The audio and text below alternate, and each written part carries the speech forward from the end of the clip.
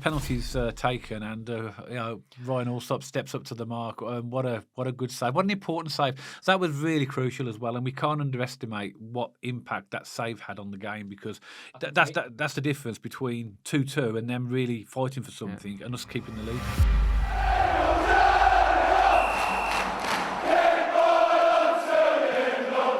Welcome back to BCFC Royal Blue. And on Saturday, Birmingham City beat Lincoln City 3-1 in a fantastic away win. Now, we said in the pre-video this was first v fourth, and this is the kind of games, if you want to get promoted, you really need to be winning. And it was a good game.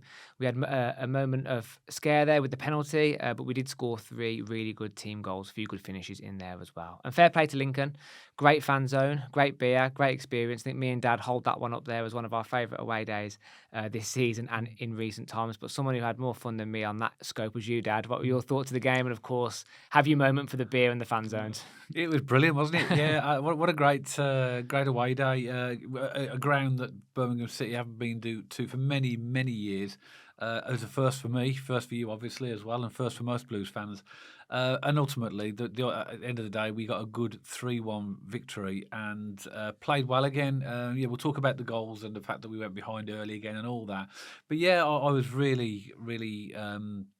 It's almost like an old style ground, isn't it? It's almost like going back in time a little bit, isn't it? When you arrive at the ground, you mingle with the Lincoln fans. There's no even a hint of any malice. It's all friendly, and as you said, good beer, good company, good weather as well. I mean, I couldn't believe the sunshine. Yeah. But at the end of the day, the best thing was the result, 3-1 to Birmingham City. Yeah. What a fantastic outcome that was for us. What a performance as well, Dad. I feel like, apart from that first goal they scored in the 30 seconds, which again we'll go into in more detail in a minute, I felt like we controlled the game. I feel like that was a pretty dominant performance, really. Again, I don't feel like we really got out of second gear again. Nice passages of play. Alfie May with 2 assists, some really good link-up play. I mean, we'll go through our second and third goal later, but the build-up play for that was just absolutely fantastic. Chris Davies' ball in full momentum and full motion. Yeah. If you look at that third goal in particular, Dad, we pass it across pretty much all areas of the pitch.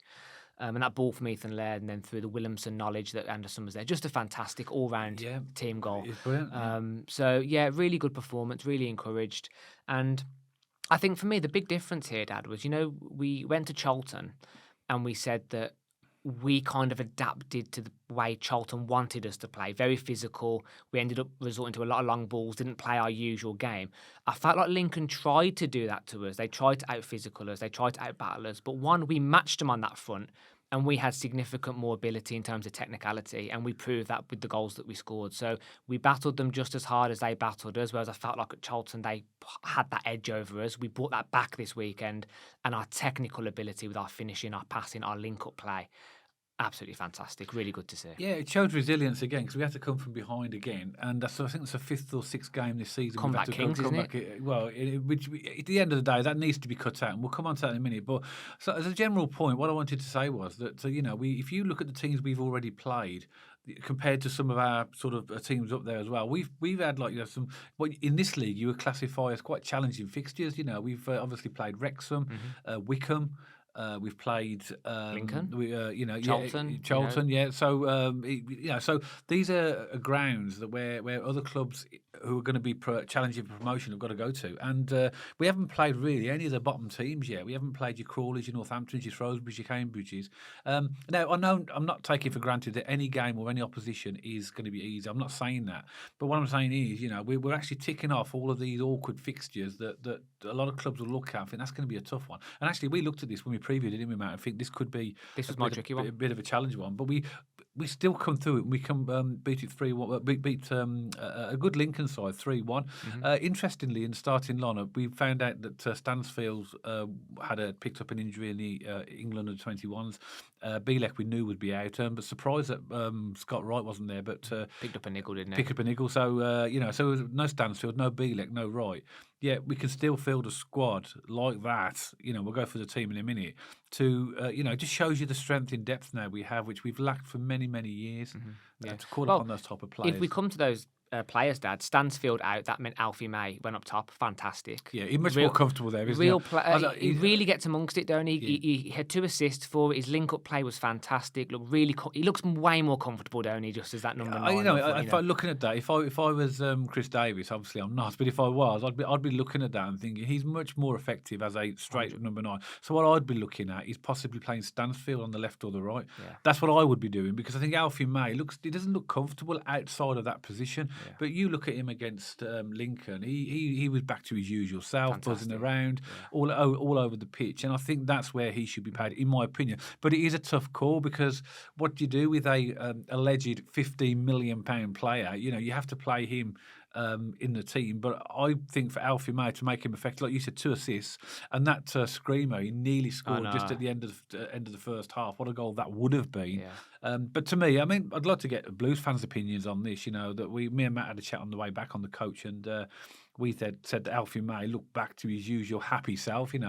He was buzzing around everywhere, doing what he always does, and that can't happen with Jay Stansfield in that position. So Jay Stansfield, we need him in the team as well. But do you think Chris Davis should possibly look at maybe using him in a wider position? Also, as well, with Alfie May, I felt like, by the way, this isn't me saying that Alfie May provided this and Stansfield wouldn't have. I'm not saying that in this next point, but we looked so much more creative when he was at number 9 against Lincoln. We were creating chances. At times we were carving through them.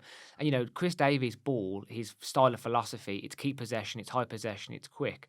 But it's not always direct go, go, go. But I felt like Alfie May gave us more chances yesterday in that position. His link-up play was absolutely fantastic.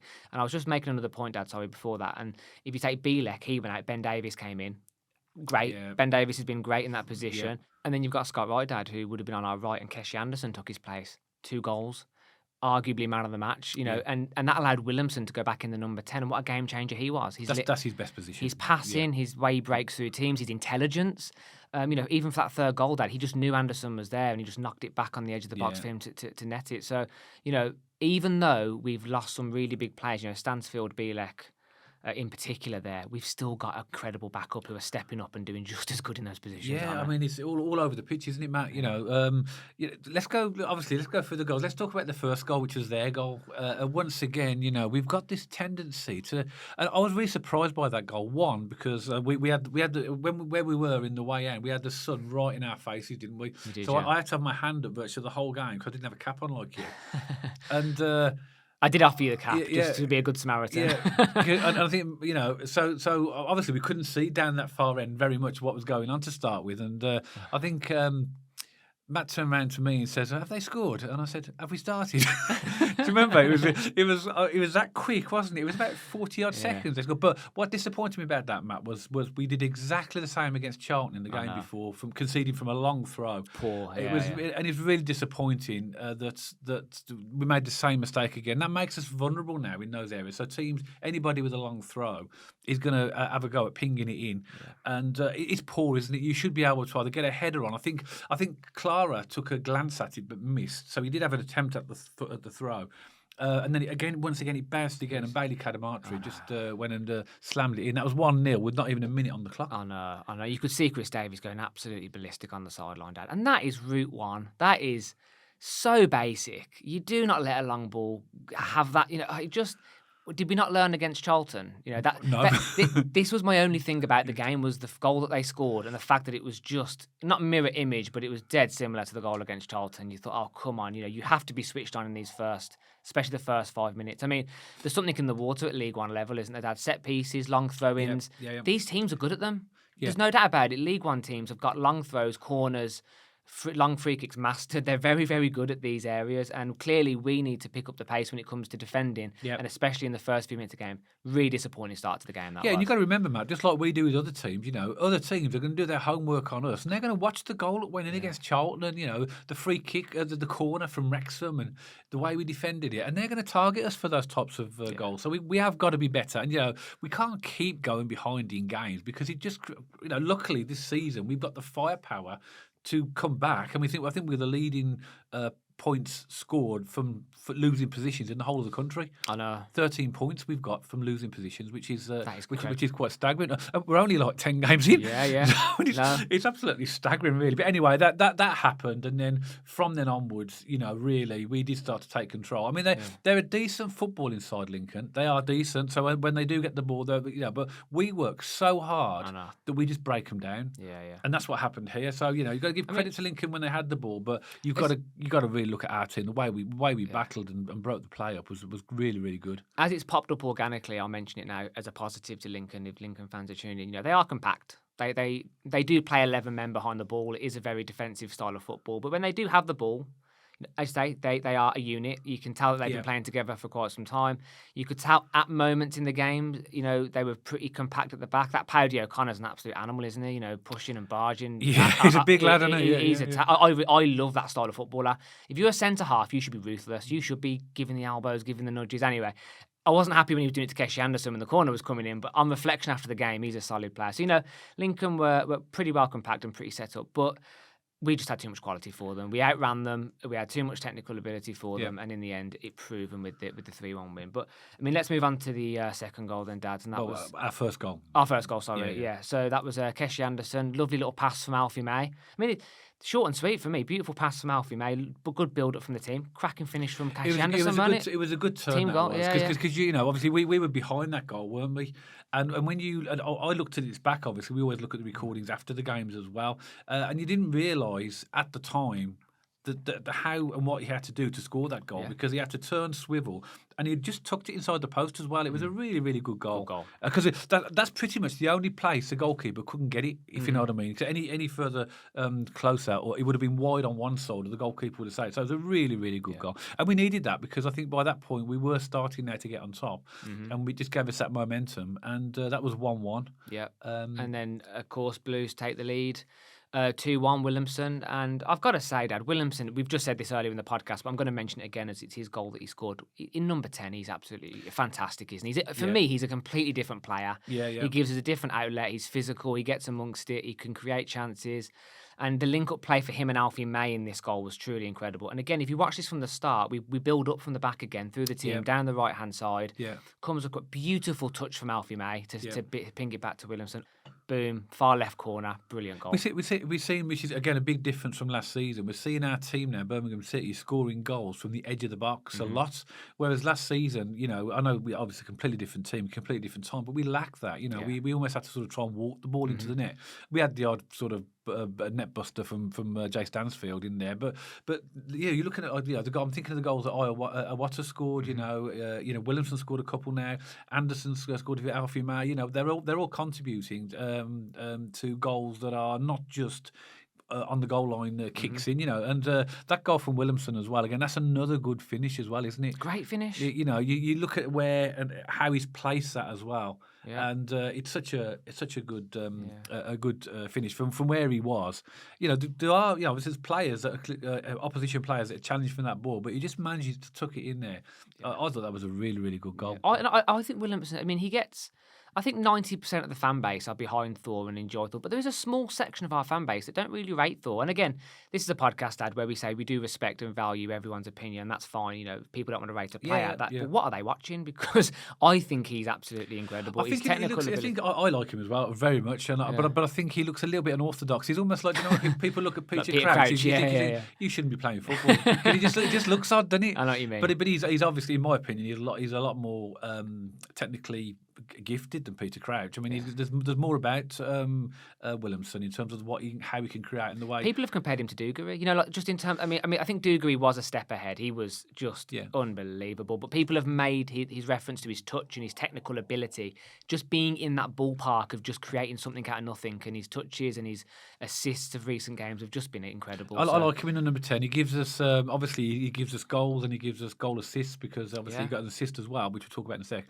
But also as well, well, he gives us that little bit of height and physical presence that you need in that position as well. So for me, I'd favour him in that position. But that was 2-1 to Blues. It was, and then that brings us on to not a goal, Dad, but a big talking point of the game, and that was Paik giving away the penalty in the box. What's your thoughts on that? I've looked back at it. We were right by that. I mean, we're in the way end. That was literally right in front of us. What was your initial thoughts, and what do you think now? In the moment, I thought it was soft, and on reflection, I think it was soft. But I think he went down way too easy, and for me, it was all in the referee's reaction. He looked, he delayed, he didn't know, and then he seemed to give it on impulse. And for me, if you're unsure, you don't give those. And he seemed unsure, and he still gave it. But, I think Pake's positioning was slightly off. He got the wrong side of his man. There was a little nudge, and he's going to go down, and he went down. So ultimately he gave the penalty. For me, it was soft. I completely agree. I think it was soft. Yeah. I don't think it was a penalty. You see those all every single week in the Premier League, and they're not even. They've got VAR in the Premier League. They don't even go to VAR. Some of those.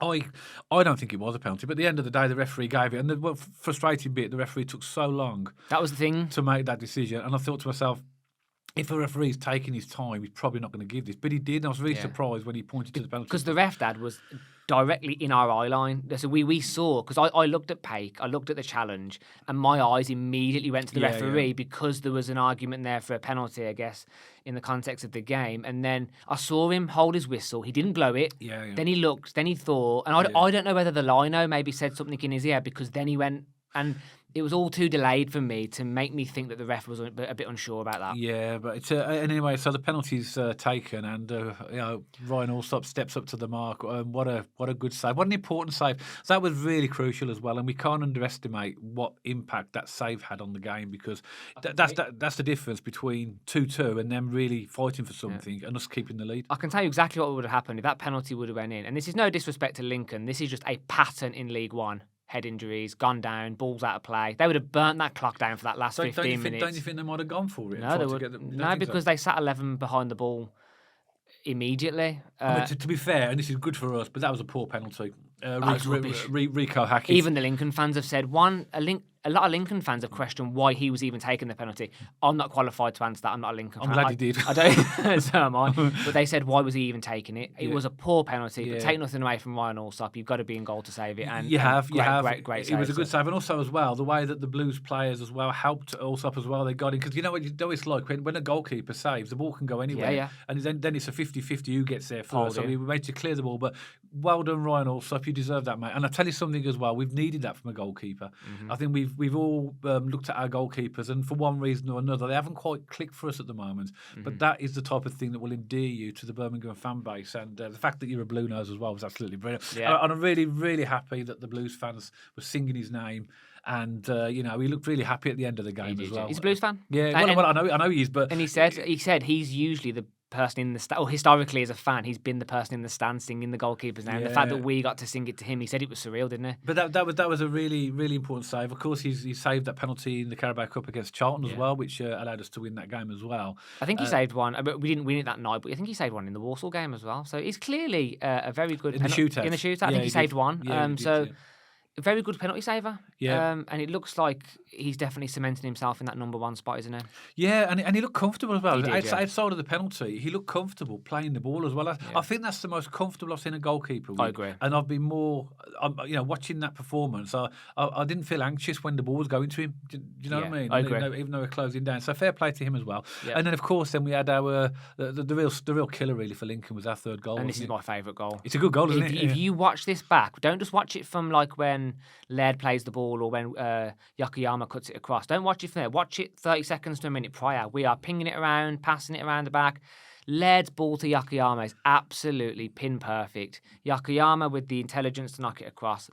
Willumsson just to know with his knowledge, flicks it back to Anderson, and what a brilliant finish. What's Yokoyama doing there? I mean, I'm not complaining, but he was on the right hand side, wasn't he? When he was probably trying to just get involved in the game, but who cares? Absolutely fantastic. But it was good because I didn't appreciate that. Obviously, again, we watch it in real time because we were at the match as well, and we were down the other end. It was, I mean, you could see the net bulging when Keshi put it in. But what I didn't appreciate was the Willumsson flick at the time. Yeah, same. I think I agree with you on that. It was just weighted, just perfect, so you roll it so that the Lincoln Yeah. defender couldn't get it straight onto Anderson's foot, and it was a good finish. And also, if you look at Willumsson, when he flicks it on, there's 2 players by him, so he's took 2 players out of action by being Willumsson. He's big, he's caused them problems all game. They know they need to knock the ball off him when they've got it. Yeah. He's pulled 2 players in, which has created even more space behind Keshi Anderson to just slot it in the far corner. It reminded me a little bit of the, do you know the Scott Wright goal against Shrewsbury when they sort of pinged it around and then rolled it back and Scott Wright knocked it. I think that was Keshi Anderson who had the assist on that one, wasn't it? So we are playing like more of a team, and I think the players are getting to understand each other, aren't they? We're getting there, and it looked like a really solid performance from us. We came back from 3-1 as well, so that was 3-1, and the game was pretty much over by then as well, wasn't it? As well, we had a few substitutions. Nice to see Ethan Laird coming back. What do you think of that? You think you saw him back on the pitch? Well, it wasn't a direct assist, but he's built up that ball round the back. And Chris Davies loves that. You know, when the right backs and the left backs, they get it round the back in that curved way so the wingers can get in and around the back. He loves those balls, Chris Davies. Big fan of them. So the fact he's back now and delivering those balls, I think Ethan Laird's a great player. Me and you have never really gave him a hard time. It's going to be interesting now he's back because Gardner Hickman's done nothing wrong, hasn't he? No. In fact, I'd go one step further and say Gardner Hickman's been incredible as a covering right back. So you're right, it's a real big predicament to have, and a lot of Blues fans would say Gardner Hickman has earned that right back space, and I'd struggle to argue against that. He has been incredible. But I think, to be honest, Matt, we've got a lot of games coming thick and fast. So I think we're going to see both of them. I'll be swapping around. I think as well. But overall, in the first half, 80% possession and 75% possession overall. I know what you're all saying, it's just possession, but I'd much rather us have the ball than them. Exactly. Do you know what I mean? But obviously we proved that we can do something with that possession as well. So that was good as well. As I said, the only really one negative thing to me was that real sort of early conceding a goal again. It's sort of almost like we have to give a team a head start for us to, okay, now you'd like Rocky lets him have a few punches. Yeah. And then he goes on and wins it. It's almost a little bit like that, isn't it? Yeah, it is, yeah. But that's the frustrating. But, overall, we had 2 goals from Keshi, 2 assists from Alfie May, and an assist and a goal from Willumsson. Yeah. And if you look at our goals as well, they're being spread around the team, aren't they? Mm-hmm. So exactly. That can only be something really, really positive. But overall, a win against a team that I think will be definitely challenging for the playoffs. Yeah, agreed.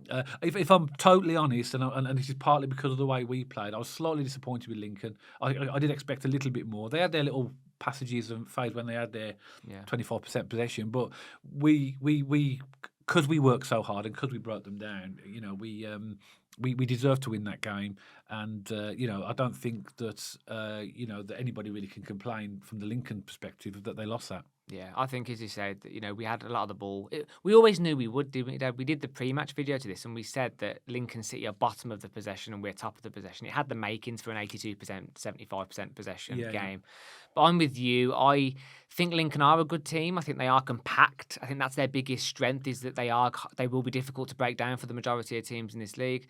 And when they're on the ball, they can make it count, but we were just too good for them. It's just as simple as that. And that isn't arrogance. That is just even an impartial would look at that game and go, Blues deserve to win that. We were pretty dominant and in control. And we haven't given them the credit they deserve yet, Dad. Paik and Iwata in the centre of the park absolutely controlled the game for me. Even Skubala came out and said, "What are they? They were absolutely incredible." And he said they completely controlled the game. And I think when Paik and Iwata are in the centre of the park, it just adds to that team, other teams chasing shadows, because they just know where to pass it, they know where to play it, and truly incredible performances. Well, I read, obviously we like to gauge from the other fans what they think, and I read one tweet, I think it was, from a Lincoln fan. He actually said, what on earth is Iwata doing in League One?